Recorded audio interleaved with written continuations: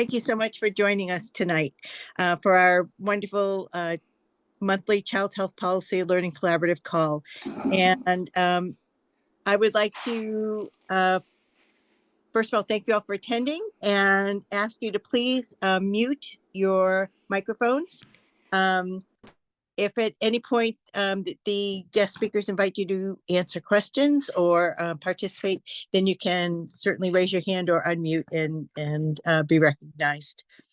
At this point, I'd like to introduce Audra Rankin, our chair of the Health Policy Committee, and she is going to be the moderator tonight, and she will introduce the speakers to us. Hi, everyone, and thank you for joining us for our call tonight as we explore the importance of voting as it relates to our work as healthcare professionals. We have two really exciting speakers joining us tonight that come from different areas of voting advocacy and have done tremendous work in this space. So I'll start by introducing Whitney Quisenberry. She is the director for the Center for Civic Design, solving democracy as a design problem and creating a voter experience that invites everyone to participate. Her work in civic design began with a ballot that changed history. 6 presidential elections later, she is still excited about finding effective ways to engage voters. So we're excited to learn a little bit more about what she has done there. The center's work to reimagine elections includes working with election offices on the processes of democracy, with partners on innovative election technologies, and in research into best practices in election design. An authority on gathering user insights to design products where people matter, expertise gained in her work with government, nonprofit, and tech companies. She's written 3 books: A Web for Everyone, Designing Accessible User Experiences, Storytelling for User Experience, and Global UX, to help keep users in mind throughout the creative process. So I'm really excited to hear about Whitney's work and just how that has improved the voter experience overall. So can't wait to dig deep there. Thank you, Whitney, for joining us. We also have Catherine Harrison joining us. Catherine is the Deputy Director of the Health Emergency Response Office at the University of Minnesota. In this role, she oversees the day-to-day management and operations of the office. She develops emergency plans and protocols to respond to health emergencies, oversees coordination of the MRC program, and advances the office's strategic partnerships and initiatives. Catherine holds a BS in nursing from the University of Minnesota Twin Cities and a master in public health from UC Berkeley.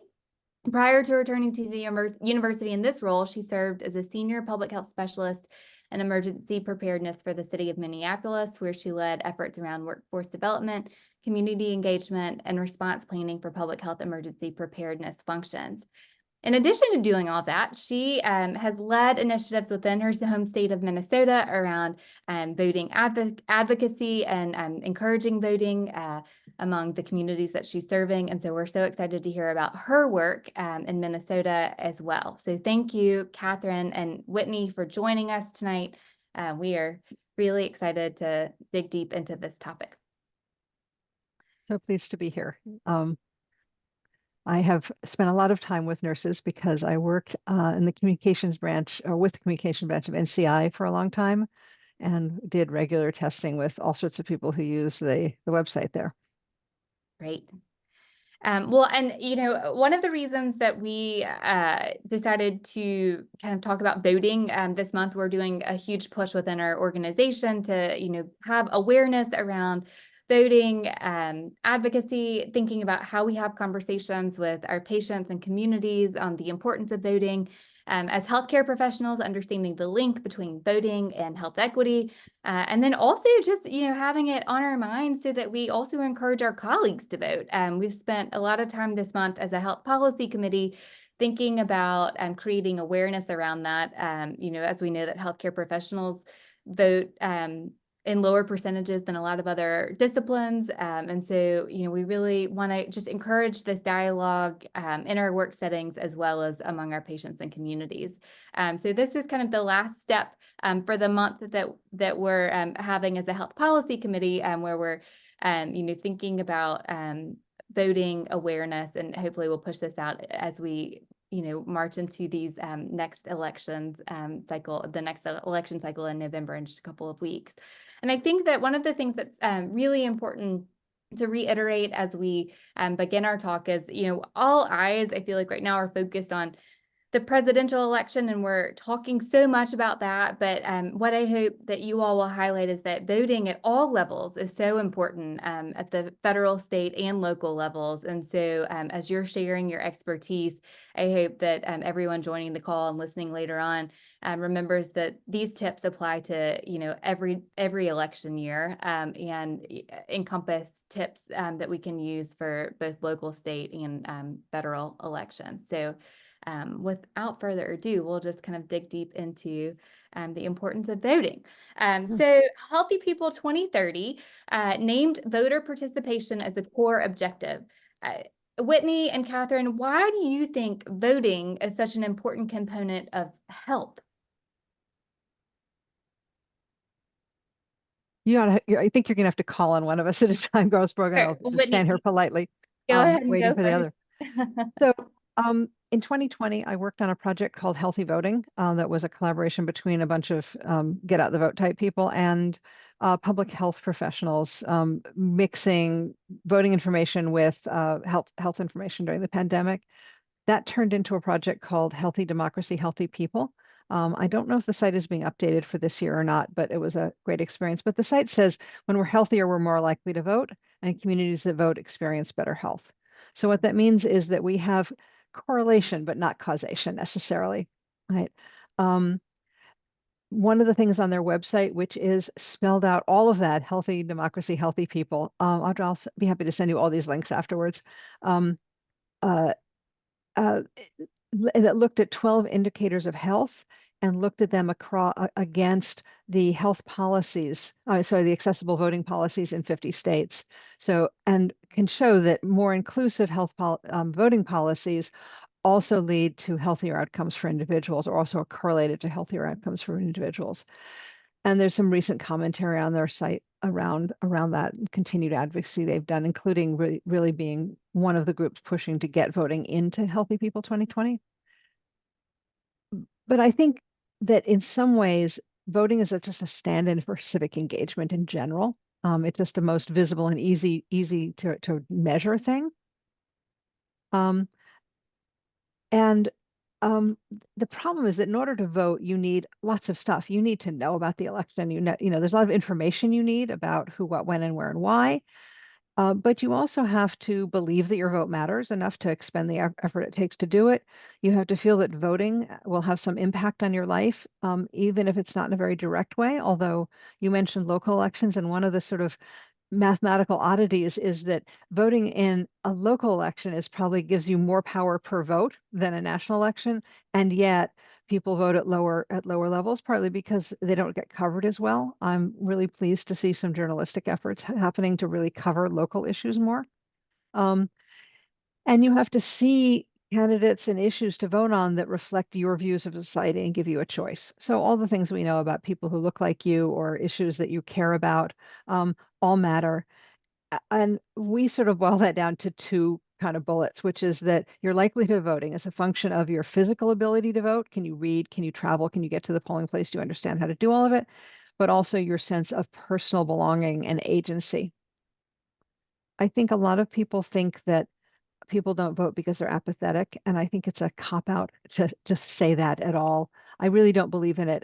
And I was really pleased, maybe 5 years ago or so, to read a piece of research from Google called Interested Bystanders. They looked at the complicated relationship with civic duty and suggest that there's a huge body of people who have busy lives. They do other things. They go to the Girl Scouts, they take care of their families, they have all sorts of other things going on, and voting is not, like me, a rabidly top thing in their mind. And so they sort of watch what's happening. And if they think everything's going along fine, maybe they don't vote. But as we see voting going up in the last couple of election cycles, even in off-year elections, even in special elections, it's happening because people see or believe that the things that are getting voting on make a real difference. And when that happens, we show up. In some ways, maybe it was a sort of pan to how stable our democracy has been for 50 years, but we're in a much different time now. Thank you. And you brought up so many important points that I hope we can, dive into more deeper details and later in the conversation. But one of the things that I wanted to point out is I really liked your comment on civic engagement. And I think that is something that we don't really think about a lot as healthcare professionals, is how empowering civic engagement can be for the overall, well-being of the patients and communities we're serving. And I think that following that data, and whether it be correlational or causal, is important for us as we think about that as a determinant of health and just feeling empowered. Catherine, do you have anything to add? I know you've done quite a bit of work with Healthy Democracy, Healthy People as well. Sure.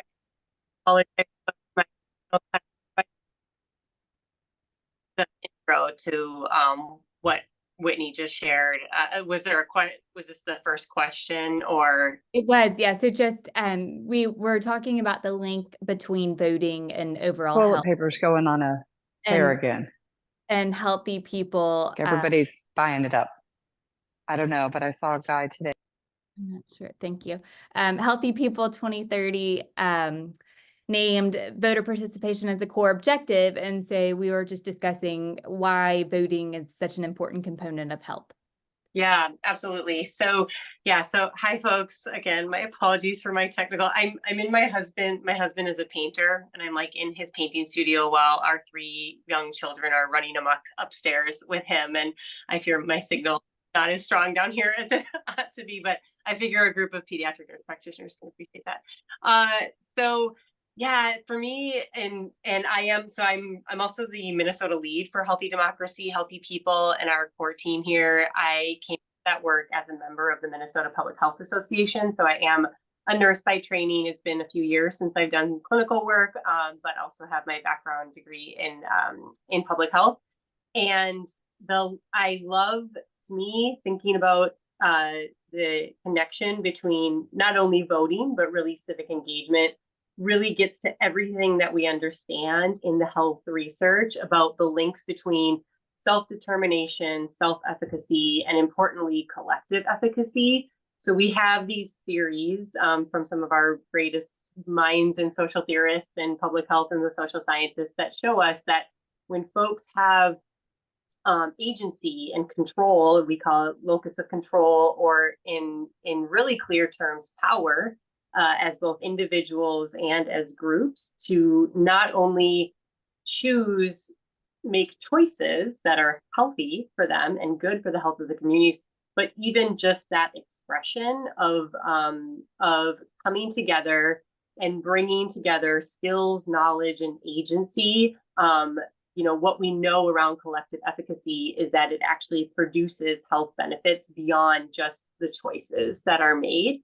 So to me, what I love about thinking on this link between health and voting or other forms of civic engagement is that it's not only just that health is on the ballot in the policies that we're looking at, housing, food, but the act of voting, the act of being civically engaged, of going to your school board meetings and listening and giving commentary, of testifying before your city council.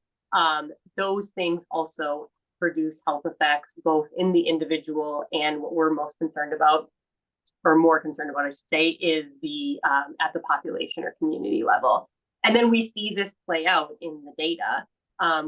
Since the study that Whitney talked about that looked at the Health and Democracy Index, we've seen more studies come out that affirm this link between voting or other forms of civic engagement and health. And really importantly, that it also matters for reducing health disparities. So it's not only good for everyone's overall health, but it's helping us shrink unjust health inequities that exist, especially between populations of color, different genders, other marginalized groups, undocumented folks in communities that have higher voting, et cetera. So the links, I think, are just really compelling when we see not only in theory of how this relates to our understandings of belonging, social cohesion, self-efficacy, et cetera, but then also how we see that play out in the data across indicators from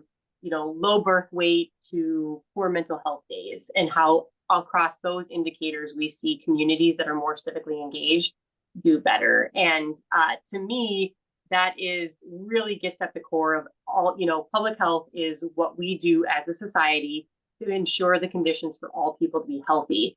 And that, voting is itself one of those conditions, and civic engagement is also the pathway by which we assure all those conditions. So for me, it makes perfect sense, both intuitively, but then we do also have the research to show it as well. Wonderful. Thank you, both Whitney and Catherine, for such great answers. And you all have certainly laid the groundwork of just the value of voting and its importance as it relates to health and health equity and civic engagement and all the things. I think that one of the things that can be intimidating for a lot of healthcare professionals is that elections and politics in general can sometimes be a heated or controversial topic. And, when you're in a busy encounter, you may just not want to bring up the topic or have the energy, to. And so you have laid such a nice foundation for the value of voting and its importance. But if you were in our position and, had just a few minutes to talk about the importance of voting to individuals who, don't necessarily care about the link between health and voting, but just need to understand the importance of voting in general, what key points do you think would be important to highlight? So, if you had just a couple of minutes, what's the importance of voting if you're just talking to someone in your community? Whitney, do you want to go ahead first again? Oh, gosh. Okay. So I just want to say that I completely understand not wanting to mix a direct patient encounter with politics in any way, but I have to call out Vote ER, which in 2020 began handing out basic voting information. You can order their free badges. They, in 3 states, we printed sort of little pocket guides out of healthy voting and handed those out by the hundreds. And so I wonder whether part of this isn't to think about voting as a political act, but voting as a civic act. I mean, in the election community, we say one day we'll hold a perfect election and no one will notice. And that really happened in 2020. I mean, the amazing resilience of the election community to just do the stuff. Many election officials are elected on a partisan ballot. I have worked with people for 20 years and I have no idea what their politics are, because I think we can talk about voting without talking about politics. I also think, depending on the type of practice you're in, there's all kinds of materials you could either have in your lobby or add to the encounter sheet, right, that people take home with them. Things like Vote Writer cards. Vote Writers is an organization that works on voter ID, not just for voting, but for anything, and make sure that people have the ID they need to do the various things they need to do in society, and we'll fund that. We'll fund the work it takes, for instance, to get the documents. They have these incredibly cute wallet-sized cards that we helped design last year, because we do a lot of work with partners on design, that give you the ID rules in your state. And any organization can order packs of those for free. So you can have those to hand out. If someone says, I have a problem, it gives them the answer for how to go. Your election office might have material. You could decide to make your own flyer out of all kinds of things, including, I don't know, the EAC's voter education toolkit, which we created for small election offices to be easily customizable, could be customizable for that. And the League of Women Voters often does information. So I think thinking about how you can kind of slip that information in, point people to it, and be ready to have a slightly more conversation about the mechanics of voting, because the number of people who don't vote because they simply never got into the habit of voting, or because they're new, they're moved, something is unusual about their circumstance, and they just don't know who to ask about it. You might not be the person to ask, but you can help direct them to the right person, just like you would about all sorts of other things that help their life. Yeah, I love this question, and especially for this group, because I think about when I take my children to their well child checkups and I get the form that says, is your water heater set below this? do you have guns in the house? If so, are they locked up? Da, da, da. And even though it's not on the form, I would be thrilled if our pediatrician were to say, Mhm. registered to vote as part of that. And that can be an opening for a conversation with mom and dad, or, Right. caretaker, that with that child, to say, oh yeah, well, we know that voting is linked to health in these ways. If you're not registered, I think the badges that you mentioned, Whitney, from Vote ER, I also think about that as like a visual cue to just like pique curiosity. It's like if they see it and then Mhm. there's that flow. And I remember, even it wasn't a voting badge, but my OB, when I was pregnant, had an ally badge, and it was just a rainbow button that said ally, and that caught my attention. Mhm. Say, oh, let Mhm. me my doctor about this, and what that means to her. And so I think there's that like invitation in, and then there can be, let's think about the questions we run through. Do you smoke? Do you exercise 3 times a day? Vote ER, one of their graphics says like, to do like eat 5 fruits and vegetables, quit smoking, register to vote, or just things like that. When we think about those little, like making that a health habit, I think that can be really powerful. And then I also think on the, health professionals as trusted messengers, one of the things we find to just be very empowering for folks is and we work on this in our group, is we have a really good relationship with our Secretary of State's office, and their website is so comprehensive. Any question you have about how do I find this, or where, what do I do this, or we just passed laws around language access at polling places. So how do I make sure I can access my ballot in the language that I use, that I speak? Mhm. Being able to send people directly to an answer to help Mhm. feel Yep. that environment, I Yep. think, way Yep. well. Yeah, I want to pile in with two more things. One is Minnesota has one of the most amazing websites. If you're in a state that doesn't have quite as amazing a website, I want to lift up vote.gov. It was just relaunched last week with a new design. It has 50 state information. It's accurate information. It comes directly from the Secretary of State's in the form that goes on the website about registration, and there are sort of guides for students and for people with disabilities and people so on. They also made a huge commitment this year, and it's being translated into every language covered by the Voting Rights Act, so that it's a place where someone, even if they live in a state that doesn't cover that language, where they can get basic information about voting in that language, and then information about how to get registered in their state, and at least it gets them that first toehold, because once they're registered, they're going to get mail, they're going to get information, and so on. And it's also extraordinarily accessible. They work very hard on the accessibility, because what's the point of a federal website if not to be a backstop against the ups and downs of federalism, right? And the fact that every state is a little bit different. So I think there are more and more really good resources that I think are high enough quality that you can trust that they won't be sending crazy information or doing something with people's their ID and things like that. So um, that's another avenue. Thank you. These resources are so helpful, and hopefully, Michelle, I don't know if we can capture these and put them as a link, but this is great. Thank you all so much. And I really appreciate how you made it feel so simple. Really it doesn't, we don't have to get into the weeds of, the pros and cons of voting. Just simply, Catherine, I think you said it so nicely, just saying, are you registered to vote? It's really the first step in advocacy. And so I love that. So just asking the question is really one of the easiest things that we can do. As we're starting to think about how we can, do a little bit more work in this space, I think, we talk a lot as healthcare professionals about access to care, access to healthcare.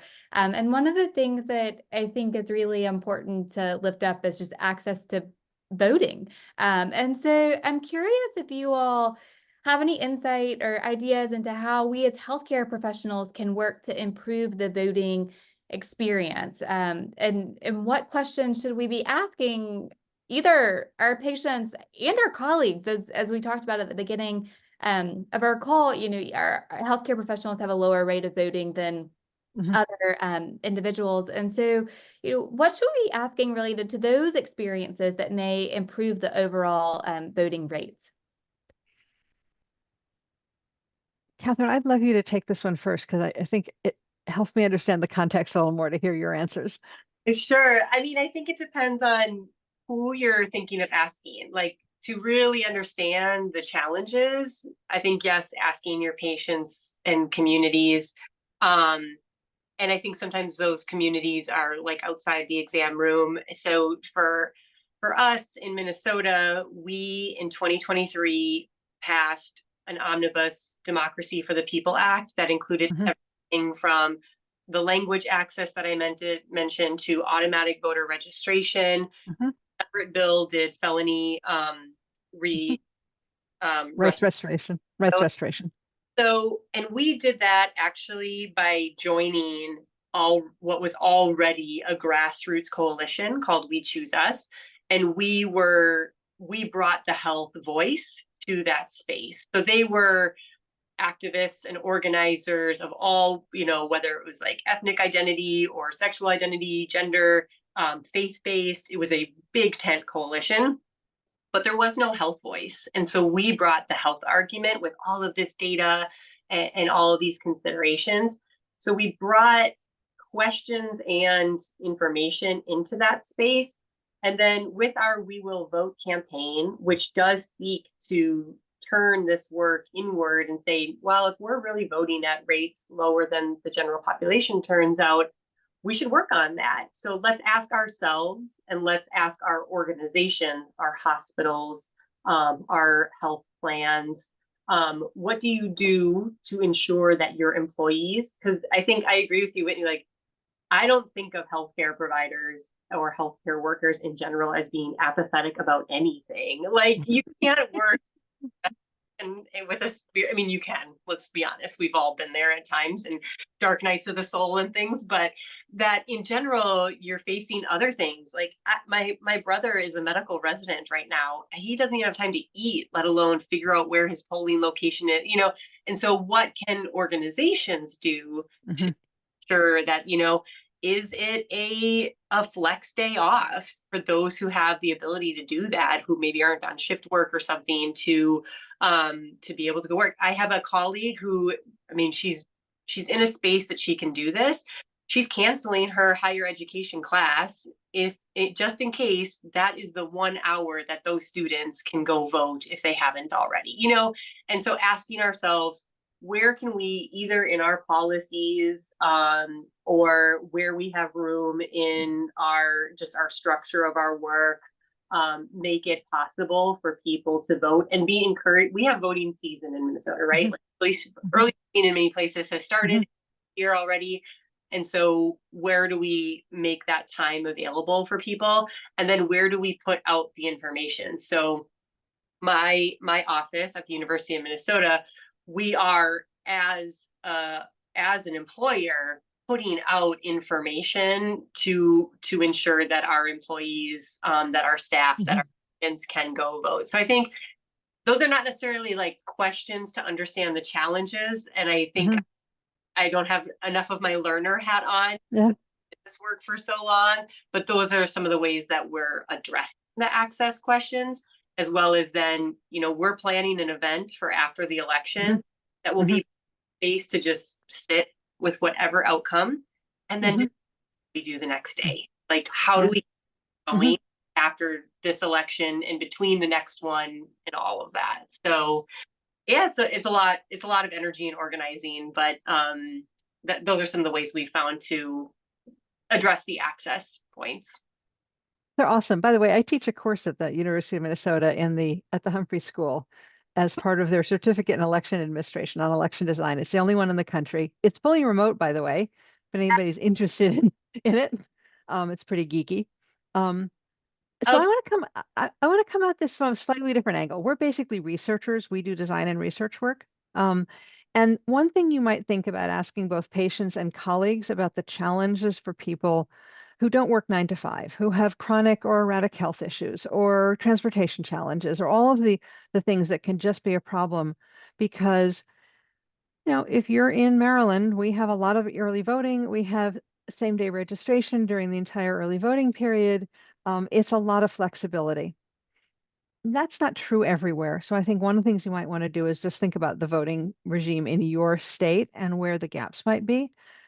But the thing that I've been seeing in the disability community is not just focusing on the challenges, but what are the policies or services that make a difference to them? So what is it that makes it possible for them to overcome that challenge? So we know, for instance, that people with disabilities vote at far lower levels than the general population, but we've also seen that shrink and shrank radically in 2020 when everybody was being challenged to vote. It turned out that people who already had a lot of coping strategies coped pretty well. And there are some positive things that we learned from that, oddly enough. And one of them is, the value of mail voting, and the other was how to use a QR code to get people right to information. So a big QR code is always great. And in fact, we're running a study this year looking as part of the EAC's regular research on disability participation, talking to intermediaries, disability service organizations that support voters in voting, and what the strategies they've been what strategies have worked for them. So focusing on what works sometimes we can get bogged down, I think, sometimes as researchers in talking about all the easy data about what doesn't work. And that gives you opportunities to think about where's your facility compared to the nearest opportunity to vote. Do people have access to computers if they want to request a ballot and have to do it online? And so there's all kinds of little things. We actually think that once you want to vote, the things that it's like you have to go over 1,000 little speed bumps to get there. And any one of those can be the thing that just stops someone in their tracks. And so even fixing a tiny little problem could actually have a bigger, longer term impact. If you're in a building that has a suitable lobby, could it be a polling place, right? Is that a way to do it? The other thing for people who have the time, we always start by saying, sign up to be a poll worker. It's a kind of amazing way to be part of your community. I lived in a small town in New Jersey where I really wasn't. I didn't have kids. I wasn't part of the community, but I was a poll worker and I got to know more people there. And it's actually much more fun than being an 18-hour day might sound like it is. I still remember some really awesome stromboli that one of our fellow poll workers used to bring every year. But sometimes that can be infectious and people like it. And in fact, the pay is now enough that it is in fact a temptation for some people it makes a difference. Even if it's just, hey, it's the dinner I'm going to take my family out to, right? It's a little extra bit. There's enough payback now that it's not just I'm a volunteer and it's awful. But and these days, especially in cities, we need poll workers more than ever because they're quitting in droves. Mhm. When that was a really nice segue into one of the other questions that I had for you all, which is just as healthcare professionals, if we want to get more involved in voting advocacy, what can we do? So what advice do you have? You all both, Whitney and Catherine, have done so much work in this space, but other than being a poll worker, how can you get involved? I guess the first thing I would say is don't do it alone. The coalition that Catherine was part of, we were outsiders on the edge of that coalition as well because we work on automatic voter registration and we work on rights restoration with some of the leading advocates for there. And it's much easier to figure out what you can do, you as an individual, but also you as a healthcare professional, what you can bring to a group that already exists. I am a real fan of the X votes, the city votes, Baltimore votes, New York votes, Boston votes coalitions. They are often really great community-based organizations that have some policy chops behind them. In Baltimore, which is the nearest city I am, and one of our staff people has been a leader in Baltimore votes for a long time. They're out. They ordered yard signs that are just basic get out the vote yard signs to compete with the political yard signs. And they're going to every single occasion, meeting, event, holiday party that they can to hand them out. And they're also using this as an occasion to build the community in Baltimore. So they want people to vote, yes, but what they really want to do is build Baltimore as a city and as a community. And I think I love those organizations. They're quirky, they're local, they're different. They're not just a political machine, and it makes them a lot more fun to be involved with. The other thing you might do, and this sort of goes back to the second question, which is I've talked to a number of people who ended up starting to vote because their 10-year-old wanted to know why they didn't. So sometimes the kids can be the avenue in. They certainly have for recycling programs. And that might be a way to start conversations. Think about your friends or your community or your church's Brownie Scout troops or soccer teams or whatever those things are, because those give you, especially the kinds of things where parents have to drive the kids through them and sit around and wait, gives you lots of time to have conversations with people about it.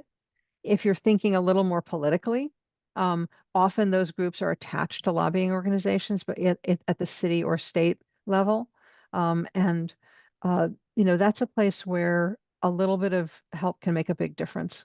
And you can become someone who really knows things and think about what the policies you've seen that would help the people you work with that and your colleagues, and push for those, because coming in with a different angle on it than whatever political angle someone else has started with, I think often gives a real human edge to that discussion. And we need a great deal more of that. There's way too much looking at the middle 80% and not enough looking at the people on the 20% fringe, especially in a time when elections are being won by less than 1%. Yeah, I echo all of that. And one thing, I'll just quickly go back to your last question around how to sort of find out. I want to go back to what Whitney mentioned with the index, because regardless of what state you're in, it's a little out of date now. But because, for example, we passed a whole boatload of policies after the index was put together. But it can be a starter place to see what are the policies on the books in this state and how they affect voter access. So if you have nowhere else to ask and look, and there is now more and more research and like what Whitney was saying, the work that they do. But in terms of other engagement, a few things come to mind that I think about. Well, first of all, if you haven't joined the We Will Vote initiative, which is the national initiative between Healthy Democracy, Healthy People, Vote ER, and Civic Health Alliance, when you take that pledge to say, I will vote, you will automatically be sent a whole list of resources to help you take action either in your community and mostly also within your organization, because it is about mobilizing healthcare workers. I love working with youth in general. And now I know we're probably a little bit unique in this, but we just passed pre-registration for 16 and 17-year-olds. And there is a big push to get that information out into the high schools. And so you can expect high schoolers to come home with that information and ask it. Also, my little ones, they have their own elections that not around candidates, but they're like, let's vote for our favorite pie or whatever. And they'll do that on election day and they'll put their ballot in. And it is a great conversation starter. And so knowing that schools are focused on that, it can be a way to bring your voice into, maybe not to the children to talk to them about but to the teachers, to the school board, to whoever it might be. I think really leaning into the trusted health messenger role is a power that we just don't tap into as much as we might think to. And there is support to do that. There's tons of materials out there. There are groups to kind of help practice, that sort of thing.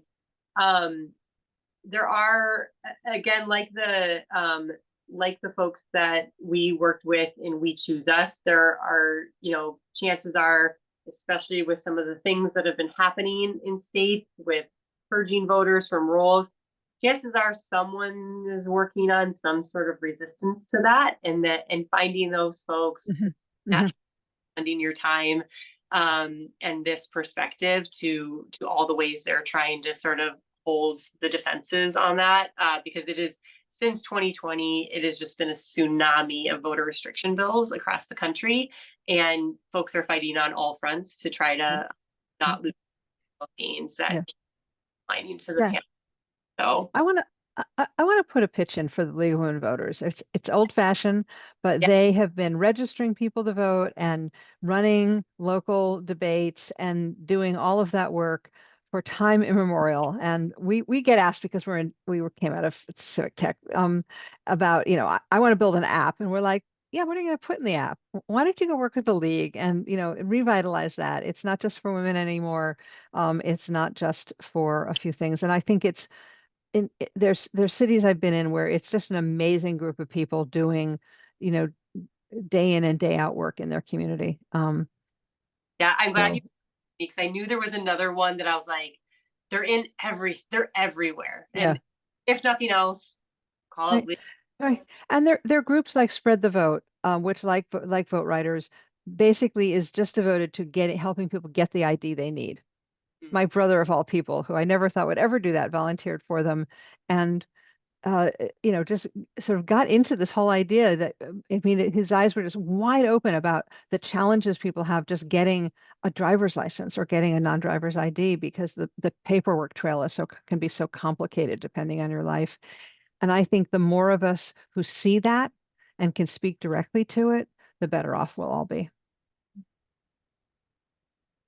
Well, thank you all so much. You have given us so many resources, more than we know what to do with. And this is just helpful, as we think about the next few weeks. Catherine, as you were talking about kids voting, I just had these like images of clinics like all over the country, just with voting, little mailboxes in their offices to just kind of get those conversations started. And so from that to, how we register our 16-year-old patients to, looking at these really well-run organizations, we just have a plethora of resources at our fingertips as we, really try to encourage voting both among our colleagues and the communities we serve. So thank you all so much for your expertise and for all the work that you're doing in this space. I want to open it up in our last couple of minutes for just any questions that anyone may have for either Catherine or Whitney.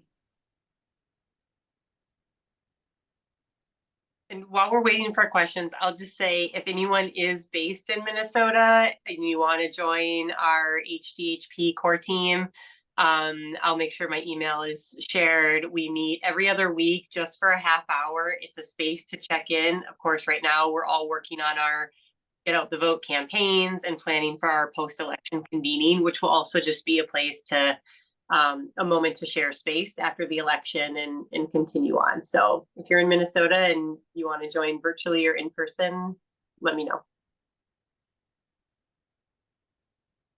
Whitney and Catherine, I'd like to thank you both. And I do want to, if anybody else has a question, but I wanted to thank you because a couple of things that you said that really stood out. One was coalition building and working with other coalitions. I think we don't have time to invent the wheel, but we can include those important groups and be that health voice. So I love that thought. And I loved the thought about that Whitney talked about it, thinking about those barriers, those speed bumps many speed bumps that really interfere with people being able to vote, and having that compassion for the complexity of some of the families and lives that they have, and changing that paradigm in our head that it's not an apathy. It is, some lives are very, very complicated. And there's so many tasks that they have to do every day that are difficult and challenging. And voting should not be one of those. So what we can do in our own local communities to address that, in addition to the work that we do in clinics and education, I think are so important. So thank you both for saying that. And I just wanted to put in, every morning I go walking with my husband, and I've been wearing my Nap Nap sweatshirt as I walk around the neighborhood, and I've worn it a few times to the grocery store. And I had a clerk, a young 20-something clerk, or she looked like a 20-something anyways, say to me, "I registered to vote." and I was really excited that, she even noticed that I had it on. So I think that we can be a little walking advertisement, and go to the NAPNAP website, you NAPNAP members, and there's a special. I didn't get the 20% discount, but that 20% discount makes this a really good deal. So plus it's very cool sweatshirt. And just for anybody who wants to know, I bought a large. It's very roomy. I can layer underneath it for these fall weather that we're having in Washington State right now. It's nice to have the layering, but if you wanted a little bit more fitting, a medium would have worked just as well for me. So anyways, I'm just sharing that. Adrienne, did you have a question? I see your hand up. Yes, I did. Thank you so much. Hi, so my name is Adrienne Sapienza. I'm a new nurse practitioner working in DC in adolescent medicine. And I just want to first by say thank you guys for this talk. It was really informative and very helpful. My question is, and this might just be me as a new nurse practitioner, but working in adolescence, I do see, 12 to 22 years old. And I know some states, and including like the DMV, you can pre-register to vote around like 16, 17. But when do you recommend starting to talk about voting with younger children? Or is that more a better topic for our 16 and 17-year-olds? Well, your 16 and 17-year-olds can act on it faster, especially in DC. But there's a woman running a program in New York called Kids Council that takes 10 and 11-year-olds and does things in their school that begin to think about what you vote on and how you organize an election, and lots of other projects. We gave them a lot of materials to make voting booths. So they had ballot boxes that were tinsely and covered with stickers. And I thought, why aren't all of our ballot boxes tinsely and covered with stickers? But so I think you can actually start at any age. You just have to think about what kinds of information you're giving them. By the way, DC is about to implement in 2025 a really amazing new form of automatic voter registration, in which the DMV will be sending the election office lists of anybody who they believe is not registered and eligible, or that they believe is eligible to vote. So they've already pre-screened them for eligibility. The election office will of course compare that to their voting registers, and anybody that's not on it will be a different kind of pre-registered. They'll get a notice that said, hey, we noticed you went to the DMV, a resident of DC, and you appear to be eligible to vote. If you'd like to sort of claim your eligibility, you have to do one of two things: ask for an absentee ballot, or return your absentee ballot because they mail ballots to everyone, or show up at a polling place. And that's all you have to do to complete the registration process. Which means that it solves the note that Jennifer just put in the polls about it being the last minute. If you wait till election day, you don't have time to solve a problem. This sort of takes that whole barrier away by saying, we know you're eligible to vote. We know you live in DC. Show up and we'll be there for you. And I would just add, Adrienne, this is an awesome question. I love it. I would just remember that they're already hearing it in other places. And so it won't come out. I don't want to say like it's never too soon, but thinking, as you said, you see like the 12 to 22, because if I remember correctly, I remember running for like middle school student council and like Snapchat, Instagram, Facebook, they all for registration day had their things out. So in their world, and you'll just be joining that conversation. And depending now, I know it's like, are they on social media and at what age and and I think, yeah, like Whitney said, is finding maybe at the start, you only talk about like what elections mean in their world. Is it, if you're seeing them for their back to school physical, is it, talking about student council elections or just those things? Or if it's a big one, it's like, yeah, they're seeing the news everywhere, because it also, for many young people, ties into mental health too, like that, right?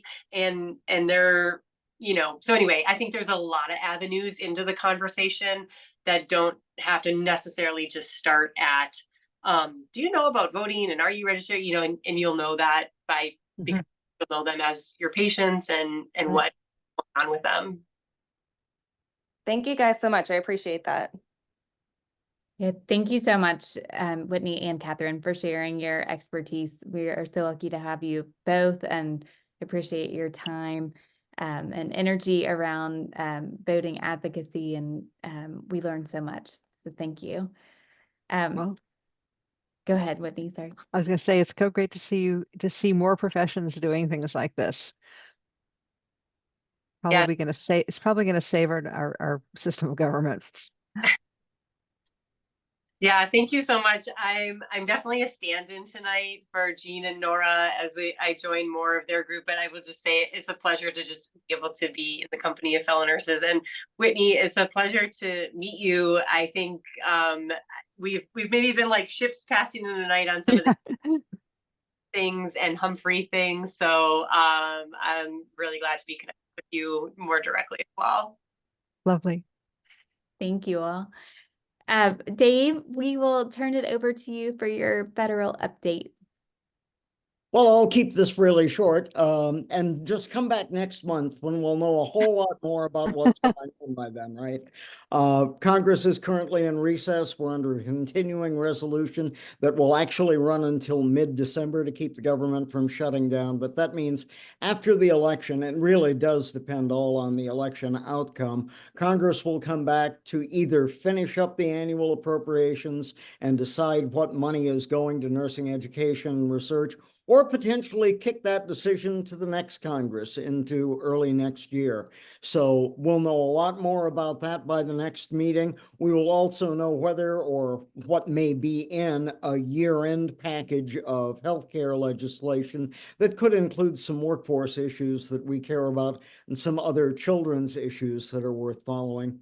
One thing that I will take a moment to mention that is not related to Congress, but I think is really important, and you may have heard of in news coverage, NAPNAP and other children's groups have been working with CMS for a long time on, and members of Congress as well, trying to get new guidance out to states for the implementation of the EPSDT benefit under Medicaid and Children's Health Insurance Program. And last week, the agency finally released a 57-page guide for state health officials, basically in the Medicaid and CHIP programs, for what that early periodic screening, diagnostic, and testing treatment program is really all about, what those benefits are meant to cover, and some best practices that various different states have used to try to implement and really expand that benefit effectively. It's important from practitioners' standpoint because now there is a guide that you can use to work with state officials to say, this is what kids ought to be getting.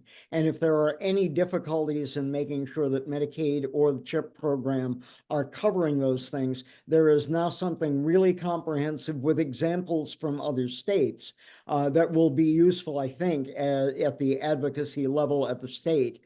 I just put into the chat the links that are on the CMS website, both to the 57-page document, the letter to state health officials itself. And they also did a very short slide presentation, I think it's 6 slides, that are a quick overview of what's in that. So that's probably important information for you to know about right now. Obviously, everything we've said tonight about voting is really important. We'll come back after the election is over with and find out where we are now and what we're going to be able to do in that lame duck session. I'll stop there and see if you have any questions.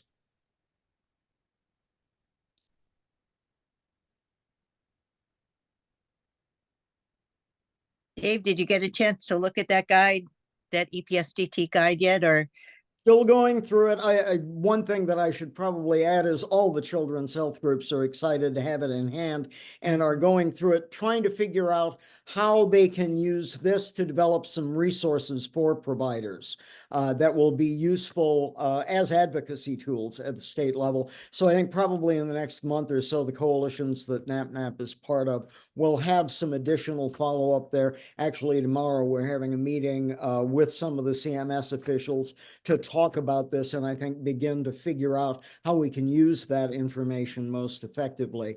But it is a rich document. There is a lot in there, both on what the program covers and on what states are doing as far as implementation of the benefits. So I think it'll be a very helpful document for you.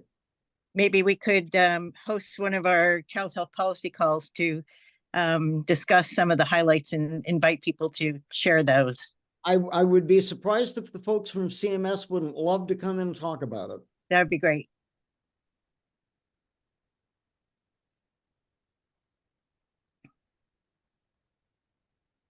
Well, how are we doing on time?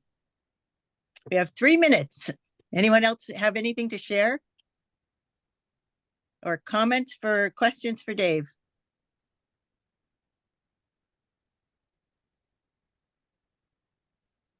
Well, it was a good night. Thanks. Dave, do you have anything else that you wanted to add in your last couple of minutes? Nope, you're good? Register and vote. Right, yes, agree. Well, thank you all so much. This was a very good meeting, and I do hope we had a good turnout, and I hope we have more that will watch the videos. Again, thanks to Catherine and Whitney for their rich resources, discussion, and insights. And I hope you all have a wonderful week. And yes, get out and vote. Thank you.